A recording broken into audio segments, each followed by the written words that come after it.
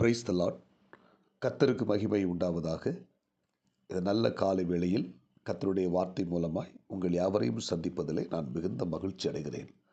லூக்கா எழுந்த புத்தகம் 10ஆம் அதிகாரம் 19ஆம் வசனம்.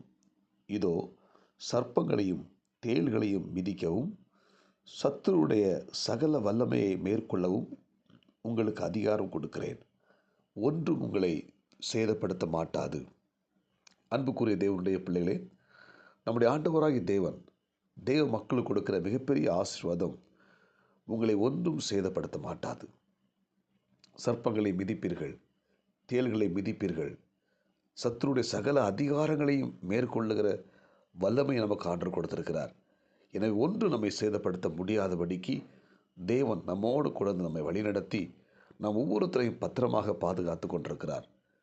சாத்ராக், மேசாக், ஆபேத்நேகோ கர்த்தருக்காக வைராக்கியமாக நின்றவர்கள். நாங்கள் ஆராதிக்கிற தெய்வம் எங்களை தப்புவிக்க வல்லமை உள்ளவர் என்று ராஜாவுக்கு முன்னால் உறுதியாய் சொன்னவர்கள். அவர்களை எரிகிற அக்கினி சோலையில் போடும்போது அந்த அக்கினியால் அந்த 3 பேரையும் சேதப்படுத்த முடியவில்லை. காரணம், அந்த அக்கினிக்குள் தேவன் இருந்தார். தேவன் இருந்து அந்த 3 பேரையும் தனக்காக வைராக்கியமாய் வாழ்ந்த அந்த 3வரையும் ஒரு முடி கூட கருகாமல் அவர்களை பத்திரமாக ஆண்டவர் பாதுகாத்தார். அந்த அக்கினியால் அவர்களை சேதப்படுத்த முடியவில்லை. ஆமென். அன்புக்குரிய தேவனுடைய பிள்ளைகளே, தேவனுக்காக நாம் வைராக்கியமாய் வாழும் பொழுது, கர்த்தரை நாம் உற்சாகமாய் ஆராதிக்கும் போது, நிச்சயமாக நம்முடைய வாழ்க்கையில் ஒரு சத்ருவும் நம்மை சேதப்படுத்தாதபடி நம்மை தேவன் பாதுகாத்து கொள்வார். தானியேலை ராஜா சிங்கக்கபில தூக்கி போடுறதுக்கு அனுமதி கொடுக்கிறான்.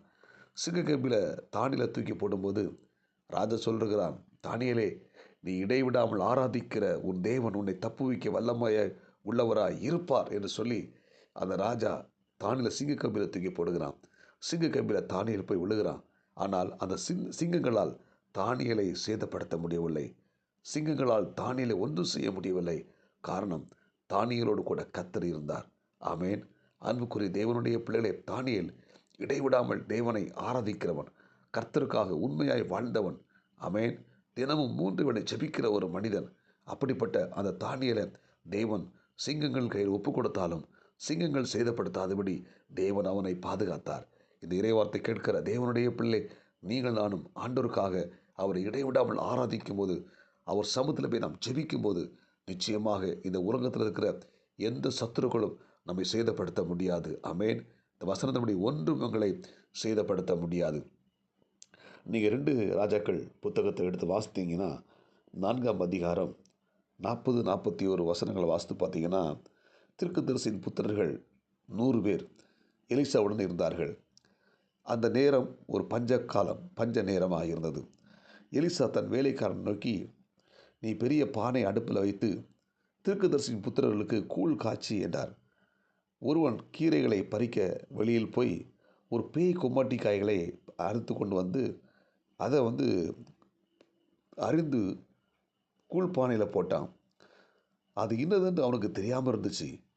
அந்த கூழை சாப்பிட்ட தீர்க்கதரிசியின் புத்திரர்களுக்கு அதை வார்த்த போது அது சாப்பிடக்கூடாதாக இருந்தது.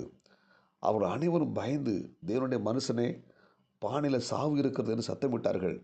அதை கேட்ட தீர்க்கதரிசி எலிசா அதிலே மாவை கொண்டு வந்து போட சொன்னார். அப்பொழுது பானையில் இருந்த அந்த கூழில் இருந்த தோஷம் மாறி அது சாப்பிட உகந்ததாய் மாறினது. அதை சாப்பிட்ட ஒருவருக்கும் எந்த சேதமும் ஏற்படவில்லை. ஆமென். அந்த பானையில் இருந்த அந்த மரணம் என்கிற அந்த அந்த காரியம் அந்த தீர்க்கதரிசி புத்திரர்களை ஒன்றும் செய்ய முடியலை, சேதப்படுத்த முடியலை.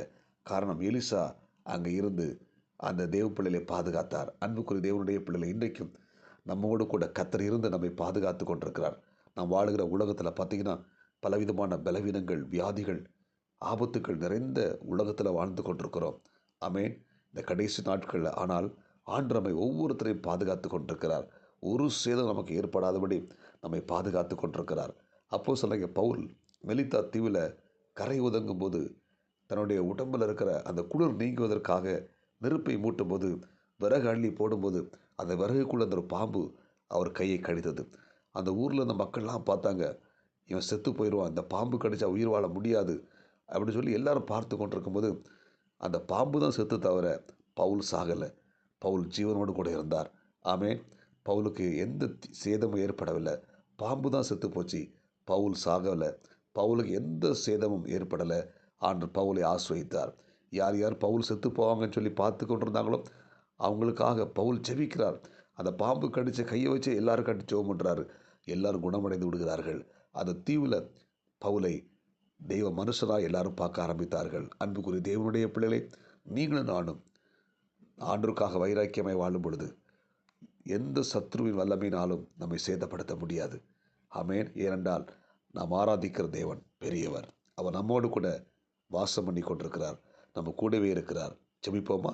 பரலோக தேவனை, இந்த இறைவார்த்தை கேட்ட ஒவ்வொரு தேவனுடைய பிள்ளைகளுக்காக நான் ஜெபிக்கிறேன். இந்த இறைவார்த்தை கேட்ட ஒவ்வொரு தேவனுடைய பிள்ளைகளுக்கு கர்த்தர் ஆஸ்வதிங்க. ஒன்றும் உங்களை சேதப்படுத்த மாட்டாது என்ற வார்த்தையின்படி இந்த இறைவார்த்தை கேட்ட ஒவ்வொரு தேவனுடைய பிள்ளைகளுக்கு கர்த்தர் ஆஸ்வதிங்க, பாதுகாத்துக் கொள்ளுங்க. ஒன்றும் உங்களை சேதப்படுத்தாது என்ற வார்த்தையின்படி பாதுகாத்துக் கொள்ளும். இயேசுவின் நாமத்தில் ஜெபிக்கிறோம் நல்ல பிதாவே. ஆமேன். God bless you. உங்கள் யாவரையும் கர்த்தர் ஆஸ்வதிப்பாராக. இந்த நாள் உங்களுக்கு இனிமையாய் அமையட்டும். ஆமேன்.